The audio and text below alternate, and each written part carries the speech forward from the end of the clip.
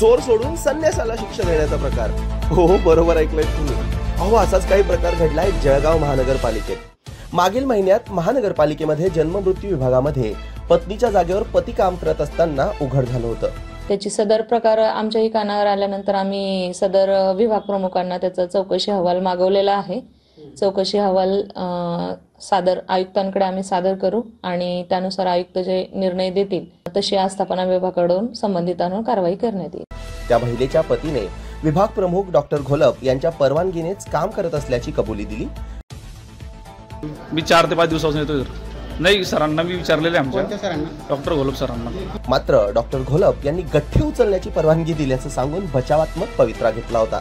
नियुक्ती काहीच नाही, त्यांना फक्त म्हटलं हे फक्त त्यांना इथल्या लोकांना जर तात्पुरतं काही गठ्ठे उचलून ठेवायचं असेल तात्पुरतं तर तुम्ही तेवढं करा म्हणलं, बाकी त्यांना सॉफ्टवेअरसाठी आम्ही नव्हतो। सदर प्रकरणावर चौकशी समिती स्थापन करण्यात आली होती। काही दिवसांनी चौकशी अहवालात काय निष्पन्न झालं याची विचारणा केल्यावर कळालं की फक्त कारणे दाखवा नोटिसा बजावण्यात आल्या होत्या।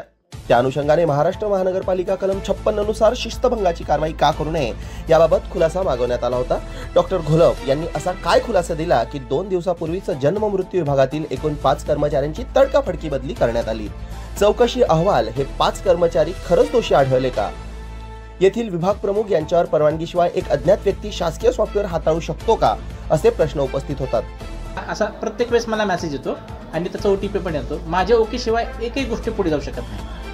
आणि हे सर्व प्रकरण ताजं असताना नेहमीच वादाच्या भोवऱ्यात असलेले डॉक्टर घोलप यांना शाहू महाराज रुग्णालय येथील प्रभारी चार्ज त्यांच्याकडे देण्यात आला अशी नामुष्की जळगाव महानगरपालिकेवर आलेली आहे। महिनाभरापूर्वीच मालेगाव येथील बांगलादेशींना दाखले वाटपाबाबत तहसीलदारांना निलंबित करण्यात आले। तसेच नाशिक येथे महिलेने चक्क आपल्या पतीचा बनावट मृत्यू दाखला बनवून प्रॉपर्टीची विल्हेवाट लावली। अशा संवेदनशील जन्ममृत्यू विभागामध्ये असे प्रकार उघडकीस येण्याची शक्यता नाकारता येत नाही।